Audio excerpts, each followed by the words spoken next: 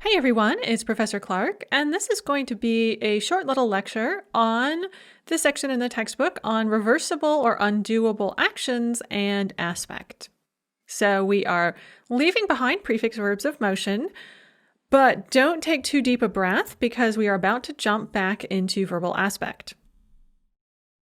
On page 248 of your textbook, there's a list of common verbs that indicate reversible or undoable actions, actions that have some kind of an opposite, or actions that it's clear can be undone or reversed in some way.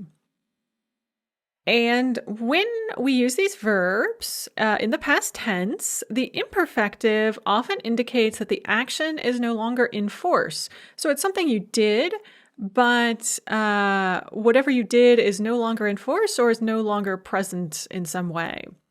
And it is roughly the equivalent of the English form I did something, although the English form I did something has other meanings. Well, so does this, of course.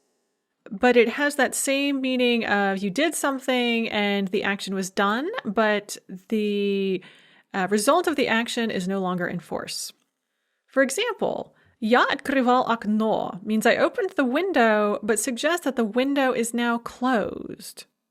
Or "Она выходила на пару минут", she stepped out for a couple of minutes, but that suggests that she's back now. So in both cases, you opened something, but you used imperfective to indicate that that thing is now closed. Or she stepped out for a couple of minutes, but you used imperfective to indicate that she has returned from her brief trip out. If you use these verbs in the perfective in the past tense, though, that indicates that the action is still in force, or the result of the action is still in force.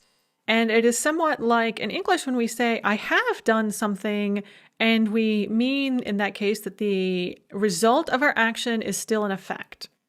For example, "Я открыл окно", perfective, means I've opened the window and it's still open. Or "Она вышла на пару минут" means she stepped out for a couple of minutes and she's still gone.